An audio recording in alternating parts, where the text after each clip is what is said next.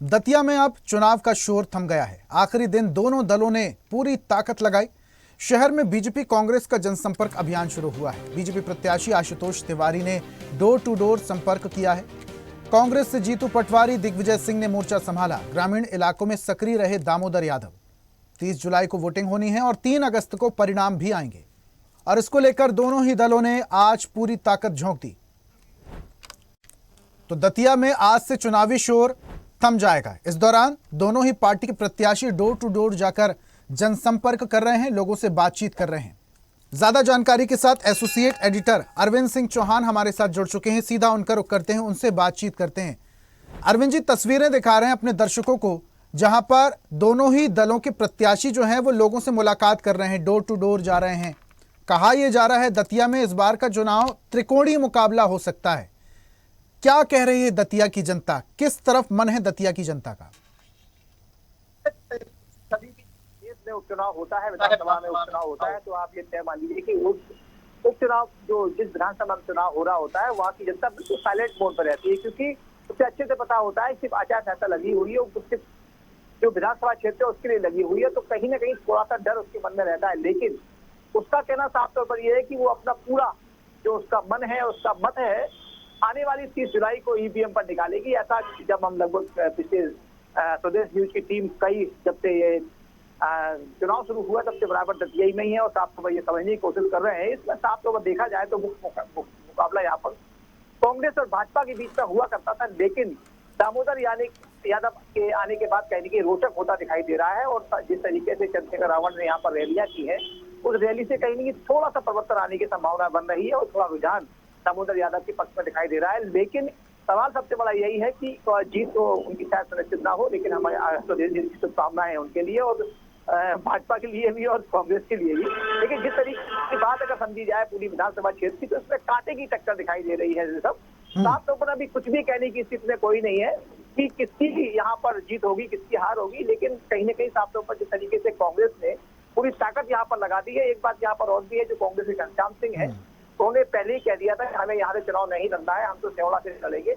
वो चूंकि पार्टी ने टिकट दिया है, इससे चुनाव लड़ रहे हैं, तो उनका अगर उन्हें हार मिलती भी है तो ज्यादा उन्हें नुकसान होने की संभावना नहीं है, क्योंकि 2028 में फिर सेवड़ा से चुनाव लड़ना। अच्छा अरविंद जी, आप इस वक्त देखिए दतिया में हैं, तो दतिया के हाव भाव भी थोड़ा आपसे समझने की कोशिश करते हैं। जब बीजेपी ने प्रत्याशी का नाम का ऐलान हुआ था तो नरोत्तम मिश्रा के जो समर्थक थे वो किस तरीके से प्रदर्शन में शामिल हुए और कैसा बवाल मचा, ये आपने भी देखा और समझा। अभी चूंकि नरोत्तम मिश्रा खुद मोर्चे में शामिल होकर आशुतोष तिवारी के लिए वोट की मांग कर रहे हैं, लोगों तक पहुंच रहे हैं, क्या जनता उनके समर्थन में आएगी या फिर इस बार वोटों में छटनी हो सकती है आशुतोष तिवारी की वजह से?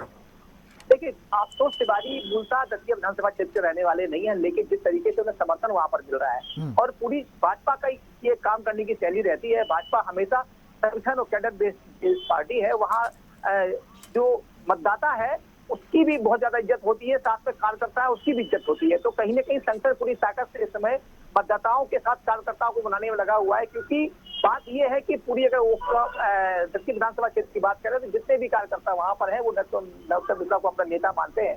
लेकिन नरोत्तम मिश्रा ने खुले तौर पर जब वहां पर पीताम्बरा पीठ है उनकी कसम दिलवाई, कसम रखवाने के बाद कहा गया कि आशुतोष हमारा छोटा भाई है, आप उसके वोट करिए, तो बस यही थोड़ा सा पेच यहाँ पर फंसा हुआ है कि कितनी बात नरोत्तम मिश्रा की उनके कार्यकर्ता मानते हैं, ये सवाल है। अगर जरा भी बात यहाँ वहाँ हुई अब तय मान लीजिए कि भाजपा को नुकसान होगा। अगर नरोत्तम मिश्रा की सारी बात कार्यकर्ताओं ने मान ली तो उनकी जीत सुनिश्चित। तो वही कांग्रेस का जो मतदाता है वो बिल्कुल मूल मतदाता। घनश्याम सिंह बहुत ही सज्जन व्यक्ति है, जैसा कि वहाँ माना जाए। हालांकि आशुतोष तिवारी भी बहुत सज्जन व्यक्ति है। एक बात यहाँ पर जरूर देखने को मिल रही है कि ग्रामीण में जो मतदाता है, ग्रामीण जो किसान है, उसका रुझान अलग है और जो शहरी मतदाता है उसका रुझान अलग है। इस बार जातिगत समीकरण ज्यादा फैक्टर हावी करेंगे, क्योंकि वहां पर जो यादव मतदाता है वो बिल्कुल भाजपा में जाने को तैयार है, रावत मतदाता है, कुशवाहा मतदाता है।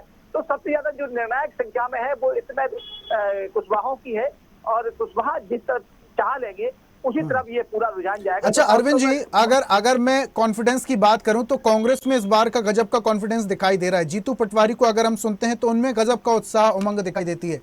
अभी दिग्विजय सिंह भी रैली में शामिल हुए हैं, घनश्याम सिंह की समर्थन रैली में।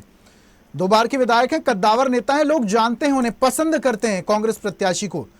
अगर मैं आपसे समझना चाह रहा हूं, ये मुकाबला त्रिकोणीय मुकाबला है और दामोदर यादव के लिए वैसे तो ये जीत पाना एक बहुत मुश्किल डगर साबित होगी, लेकिन अगर दामोदर यादव वोट कटौआ साबित होते तो इसका फायदा किसे मिलेगा?